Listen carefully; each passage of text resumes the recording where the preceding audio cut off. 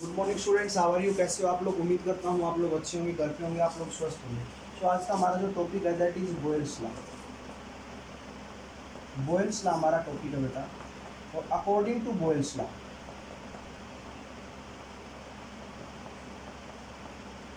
क्या बोलता है?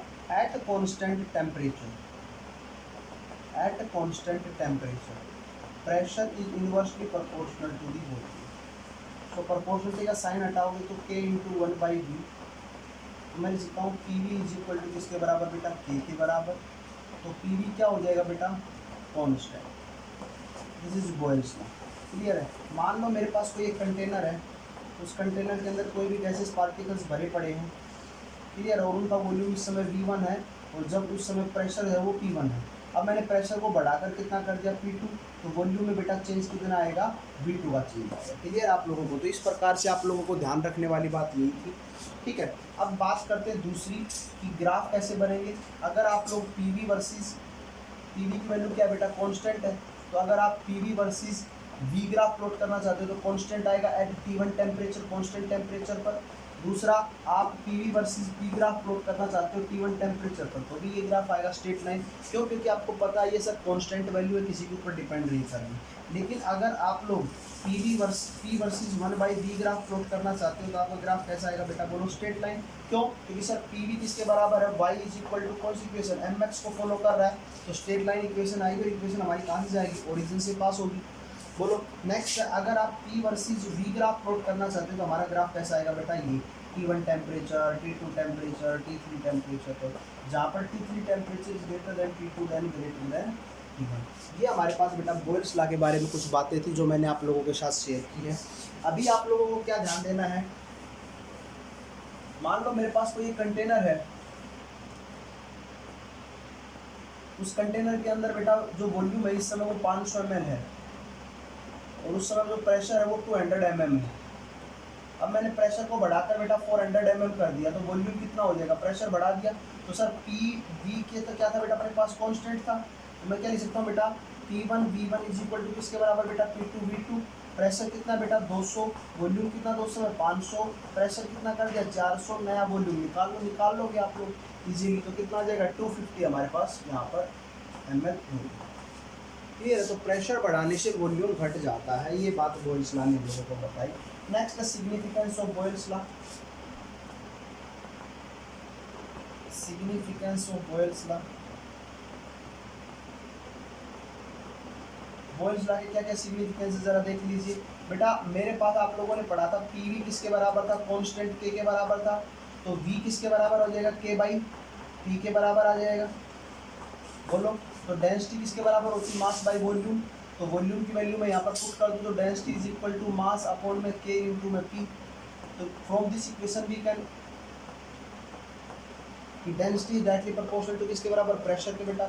जैसे जैसे प्रेशर कम होता जाएगा डेंसिटी भी कम होती जाएगी। तो हाई एल्टीट्यूड्स के ऊपर आप लोग जाते हो तो वहाँ पर प्रेशर कम हो जाता है तो गैस की डेंसिटी भी कम हो जाएगी। तो आप लोगों को वहाँ पर ब्रीथिंग करने में, सांस लेने में दिक्कत आएगी और आपकी बॉडी के अंदर किसकी कमी हो जाएगी? ऑक्सीजन की। और ऑक्सीजन की कमी से जो बीमारी होती है बेटा उसका क्या नाम होता है? अनोक्सिया बीमारी होता है। क्लियर आप लोगों को? तो इस प्रकार से ये सिग्निफिकेंस क्या है कि डेंसिटी डायरेक्टली प्रोपोर्शनल होती है किसके बेटा? प्रेशर की होती है। तो ये हमारा बॉयल्स लॉ के बारे में बात थी बेटा। नेक्स्ट हम लोग बात करते हैं Charles law.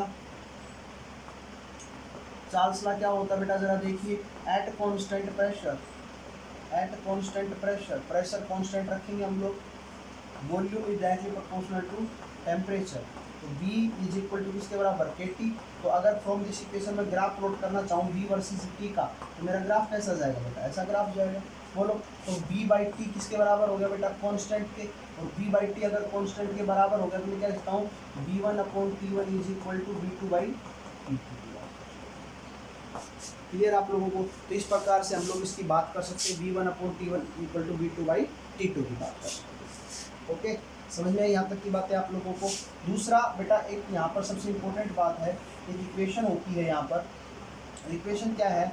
That is Vt is equal to V0 plus V0 upon 273 into T. Means आप किसी भी टेम्परेचर के ऊपर कितना गैस का वॉल्यूम है वो आप फाइंड आउट कर सकते हो by using this equation. Here V0 is the initial volume. Clear आप लोगों को। सो बात करते हैं बेटा, अगर मेरे को V का टेम्परेचर 10 डिग्री सेल्सियस पे निकालना है तो क्या रखेंगे sir, initial volume into, not into, that is plus upon 273 into temperature की जगह 10 रख देंगे।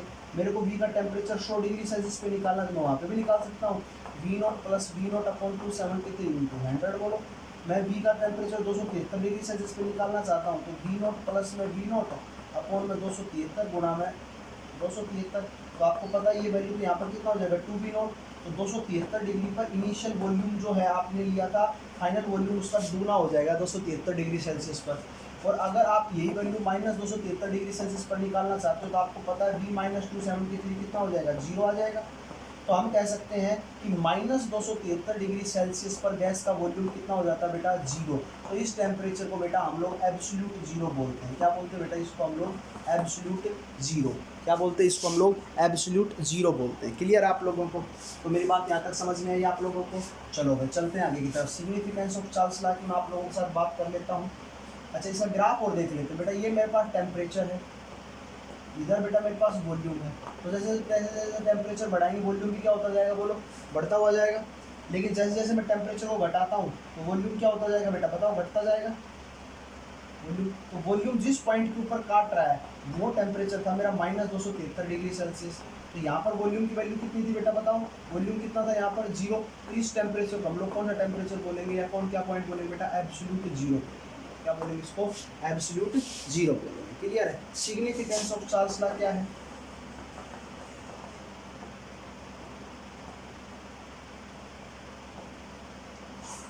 बेटा आप लोगों को पता है density is directly proportional to किसके है, प्रेशर के थी अकॉर्डिंग टू बॉयल्स लॉ। और प्रेशर जो है वो डायरेक्टली प्रोपोर्शनल टू किसके होता है बेटा, टेम्परेचर के। बोलो, जब प्रेशर किसके बराबर होता है, इनवर्सली प्रोपोर्शनल टू वॉल्यूम के होता है। तो मैं आप लोगों के साथ बात कर सकता हूँ कि जो डेंसिटी है वो डायरेक्टली प्रोपोर्शनल ना होकर इनवर्सली प्रोपोर्शनल किसकी होती है बेटा, टेम्परेचर के बराबर होती है। क्लियर आप लोगों को। तो इस प्रकार से आप लोगों के पास क्या पता चला कि किसी भी गैस का जो टेम्परेचर, जितनी ज़्यादा टेम्परेचर पे होगी उस गैस की डेंसिटी उतनी ही कम होगी। तो ये बेटा मेरे पास बात हुई किसकी, आपके पास चार्ल्स लॉ की। Now we are talking about the next law, that is the Gay-Lussac law. Gay-Lussac law बेटा, और इसको एमेंटेंस लॉ भी बोलते हैं। कौन सा लॉ बोलते हैं बेटा इसको, एमेंटेंस लॉ। तो ये क्या बोलता है, at constant volume, at constant volume the pressure is directly proportional to temperature. तो P इज इक्वल टू किसके बराबर बेटा, KT के। इनके बीच में ग्राफ प्लॉट करूँगा, P वर्सेस T का जो ग्राफ कैसा आएगा, स्ट्रेट लाइन।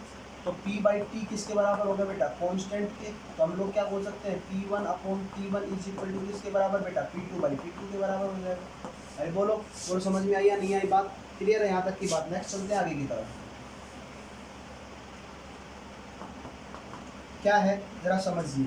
जिस प्रकार से Pt इज इक्वल टू क्या हो गया, P0 plus P0 upon 273 into T means this equation is help to find out the pressure of a gas at any temperature. तो आप लोगों को वही सब बातें पता है कि माइनस 273 रुपये कितना हो जाएगा बेटा इसका प्रेशर, P0 माइनस का P0, 273 से 273 कैंसिल हो जाएगा 0। तो P माइनस 273 डिग्री पर किसी भी गैस का जो वो आप लोग प्रेशर की बात करोगे 0 प्रेशर होगा। और उस प्रेशर को बेटा हम लोग एब्सोल्यूट प्रेशर बोलते हैं या एब्सोल्यूट जीरो को। क्लियर आप लोगों को। तो ये हमारे पास बेटा बात होती है किसकी, एमेंटेंस लॉ की, या आपके जो आपका गे-लुकास लॉ है उसकी बात करते हैं। क्लियर आप लोगों को। तो उम्मीद है आप लोगों को ये चीज़ें समझ में आई होगी। यहाँ पर मैं आप लोगों के साथ बात कर लेता हूँ डेंसिटी से रिलेटेड बात करें तो कैसे होगा इसका सिग्निफिकेंस। इसमें सिग्निफिकेंस बाद में कर लेंगे, बाद नेक्स्ट क्लास में कर लेंगे। सो ओके, आप लोगों को इतना ही काम करना है आज की क्लास के अंदर। Thank you, have a nice day. कोई प्रॉब्लम होती है तो आप मेरे कमेंट बॉक्स में कमेंट करें, वीडियो को लाइक और सब्सक्राइब करें। प्लीज़ आप लोग हेल्प कीजिए अपने दोस्तों की भी समझाने में और अपने टीचर्स को भी कोऑपरेट कीजिए। Okay, thank you, have a nice day.